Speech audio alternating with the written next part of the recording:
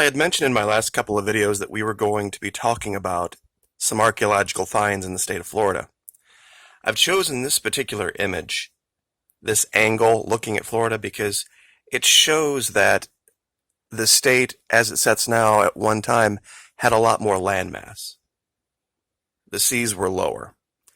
And some of these finds at the time that they were found were much farther away from the sea than they are now.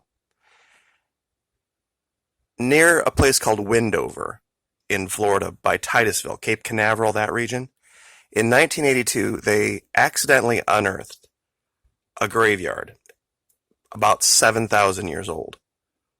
168 sets of remains. And these people were buried in a very, very specific way. Now, what's going to be different about today's video versus anyone else who's talked about this or anything else is I'm going to put forth a theory, something that I've believed for a long time, and I believe I have evidence for, and this reinforces it. I'm going to be bringing information from different schools of thought to reinforce this theory. A lot of what they have put out about what they believe are the circumstances of these people's burial is also just theory. It's speculation. And I suppose one is as good as another, but when I show you my evidence today, I think you might want to rethink what is really going on with this. So, without any further delay, what you're looking at is a representation of how they believe these people 7,000 years ago were buried. This is the water line, and it's a little bit, to scale, incorrect. The pond that they found them in, this peat bog pond that preserves these remains in an anaerobic state, meaning no oxygen, was about 6 feet deep. So it was a little bit deeper than what they're showing here. And what they would do is they would turn them on their side and they would keep them in their clothing, and they would bury them with all of their goods, but then they would drive these stakes in to the ground, and then they would tie them up to keep the bodies from floating. Now, you would initially think that, well, that's just to, keep them from floating back to whatever. The belief system at the time, the ancient Indian culture believed that by trapping a body underwater, you were able to keep that spirit from walking the earth.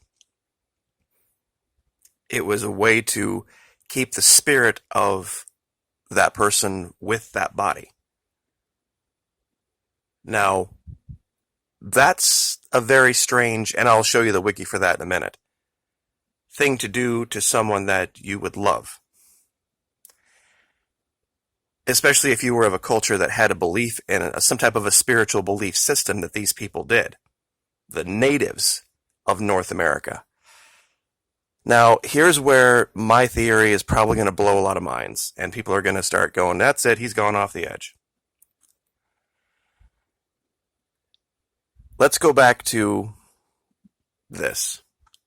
This area right here off of the eastern coast of Florida is the Bermuda Triangle.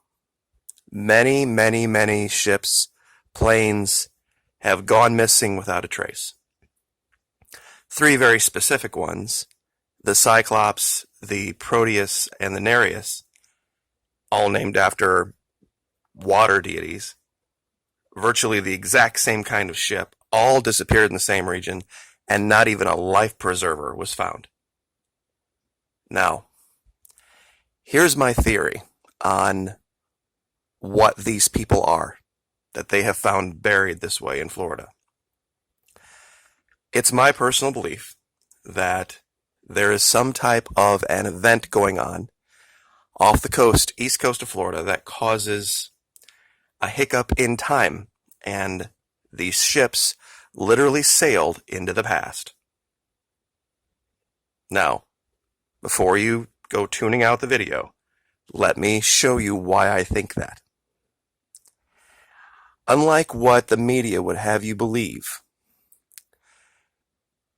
somebody showing up out of nowhere like that would not have been seen as friendly or welcome. They would have been seen as demons.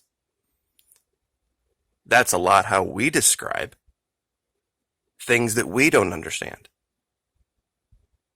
We see things in our skies and we see craft that we don't get. We don't know how they got there. We don't know how they can do what they do.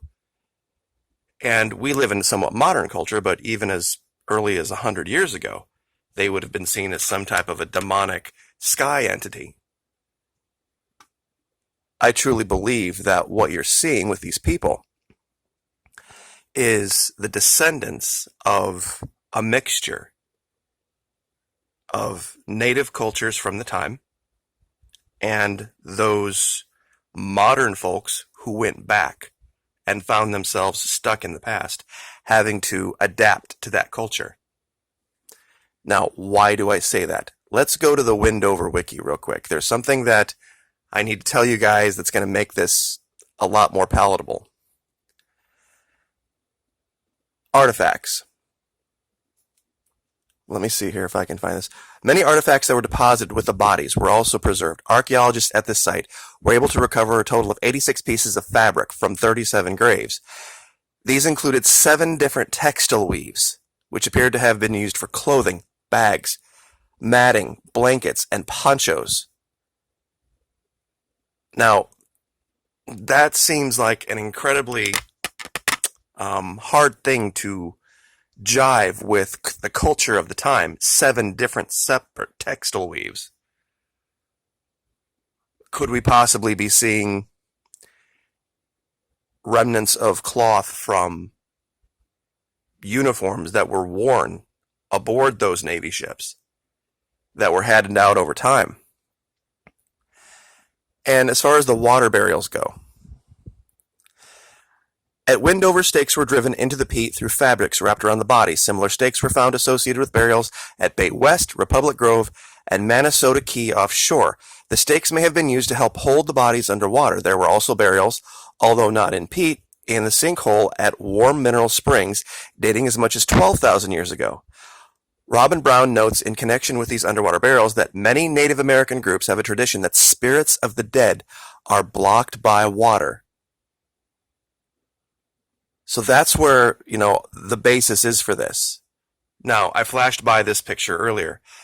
There's this story about what they call the Watchers.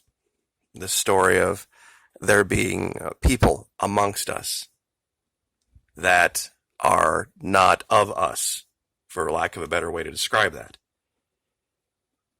That's a lot what those people would have been experiencing. I don't think initially anyone's mind would ever be able to process the fact that they had traveled through time. Especially if it was someone from the 1910, 1940s. Eventually, your mind would have to reconcile with it. There would be no other explanation. And you would be reacted to poorly by people like this. Eventually, there would be some intermingling, because we're talking about the crews of the Proteus. We're talking about hundreds and hundreds and hundreds of people. We're not talking about, a dozen or 15 people that could have just been lost to history. We're talking about everybody who's ever disappeared and has gone back in time and landed. At that location, they would have literally ended up right on shore or very close, even though they were sailing miles and miles out. That's where the shoreline was at that time. So making that leap, what would have happened is there would eventually have been intermingling. Now, do I have any more evidence for that? I'm going to share a link to this video. This is from a channel that's very obscure. It's all small letters, NCPTT. That's it, down here. And it's the Windover site, Voices from the Past, Glenn H. Doran. It's an hour and 4 minutes long. There's pictures in here you will not find on the internet. Now, these are skulls recovered from the Windover site. I want you to look very closely at a couple of them. and tell me if you see something. Remember the game from the electric company? One of these things is doing its own thing. That kind of thing. I want you to look at this skull, top row, second from left, and the one right below it. Virtually all of these other skulls have all of their teeth missing. This one doesn't either. But these three specifically look like they are from people that knew how to take care of their teeth. You see, that would be the smoking gun.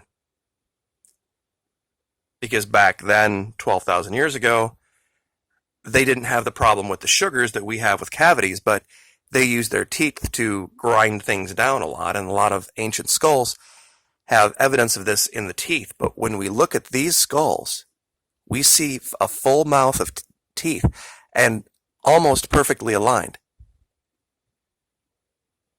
This is not something that is common in ancient skulls. I believe what we are looking at, numbers, I guess we'll call this 1, 2, 3, 4, 5, 6, 7, and 8, in skulls 2, 3, and 6. Descendants of some type of a mixture of these people from ancient Florida and people that traveled back in time. And they've done DNA testing on these, and they have some very mixed results. They find DNA haplogroup X. They find Asian DNA. It's a very strange mixture, and they don't really have a good explanation for it. I think, and I know this is a little bit wild, I really do. I understand that's kind of a wild theory. But given that we have no clue what happened to those giant ships, and by the way, let me show you how big these ships were. In fact, one of the ships like it, it's a Proteus-class collier, basically. They were giant cargo ships. And one of them, the Jupiter, was actually turned into the first aircraft carrier. That's how big they were. I mean, huge, huge ships. 19,000 long tons, 522 feet long, 63 feet at the beam for their day. Huge, huge vessels. And nothing. Crews of 300. Nothing. Not a scrap from the Proteus, the Cyclops, or the Nereus. All lost in the triangle. And then we have this evidence now of this very odd way of burying these people. If they were seen as descendants of people who mixed with demons, does that sound familiar? The sons of God mixed with the daughters of men, saw that they were fair. If this type of thing happened here, where these natives saw these modern sailors, or modern pilots, maybe even that was a Flight 19, they would not have seen them as compatriots. They would have not seen them as contemporaries. They would have seen them as gods, or perhaps demons. And to be feared, and to be attacked, and to be ostracized. Now, there would have probably been, like I said, after a while, there would have been some mixing going on. It just would have been the nature of the beast. And this reaction to the mixture of the two might have led to some different DNA strains coming out. We see Florida has some of the tallest skeletons of Indians in all of North America, which science doesn't have a good explanation for. I think it's modern 20th century DNA, and to some extent, technology being introduced thousands of years ago. Now, the ships themselves would have long rusted. And, I mean, we're talking about, 12,000 years ago, it's 10,000 years before Christ, that there would be zero evidence of the ships, or the vast majority of anything metal would be gone. And on that same note, I do want to introduce another piece of evidence for this. This is a modern working model of something called the Antikythera device. Now, it was discovered, the actual Antikythera device is kind of over here to the right. Very intricate piece of machinery. And by intricate, I don't think a lot of people understand. The largest gear in it was only 5.5 inches across and had 223 teeth. The gears were made of a mixture of 95% copper and 5% tin, which it's a bronze alloy, basically. Even if you knew how to build one of these back in 205 BC, you would not have been able to. The technology needed to, first of all, extract the metals and then form them into gears and then put them on some type of a bearing with some kind of a pinion. I mean, and these things had 35 gears in them. And to do the inscription, I don't believe this is evidence of lost civilization. I think this is evidence of time travel. Now, these are two distinct things. I'm not trying to tie what happened in Greece to that, but I do believe that this is something where a device created in the future was taken back in time and then lost. And people are looking at it now and saying that it's an evidence of they had this. Even if you had the knowledge back then, this wouldn't have been a 1.0 device. There would have been a device before this, and then one before that, and one before that. And there's no record in any antiquity of there being the ability to machine metals. To cut a gear 5.5 inches across with 223 teeth and do so, and that's the biggest gear. The littler gears, no chance. Even if you had plans with you to build it, and you had a whole bunch of bronze, even today you would need CNC to make this. There's no chance it got produced in the past. There would be some evidence, and anybody who was smart enough, and here's the smoking gun on this. Anybody who would have been smart enough to put one of these together, there would have been 1,000 other devices that served many different purposes using this type of gear technology. They would have used it for 100 other things, and we don't see that. We just have this Antikythera device, this incredibly detailed, intricate device, and no other evidence of any technology, anything remotely like it. This was my theory, and this is why I kind of almost cringed at making this video. Because it's controversial, and I've never heard anybody put it out before, and YouTube religion kind of states if you have an original idea, keep it to yourself. So, this is what I believe we're looking at in Wendover in Florida. We are looking at ancient people's attempt to keep the spirits of demons, what they perceived to be demons, trapped underwater and buried in such a way that they would never come back, but not understanding at the time the nature of peat bogs, they preserved them in a way that we can look back and see this now. And this might be an explanation that we could see happening all over. There's what is it called, a dragon's triangle over by China, where we could see this exact same thing over there.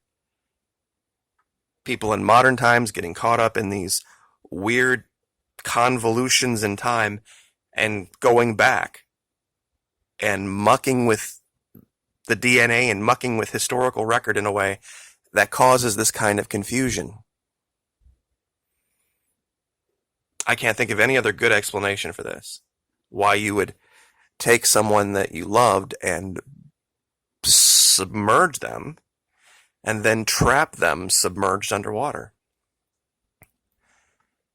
It just seems weird, and I'll leave with this, and I'll put the link to this video down in the description. It's, like I said, an hour-long video.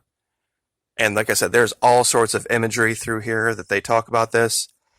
and they show that really reinforces this. This guy really knows what he's talking about. There was one other image I wanted to show. Well, we're almost 20 minutes, so. Anyway, I will leave it there. Like, share, subscribe. You have a great day.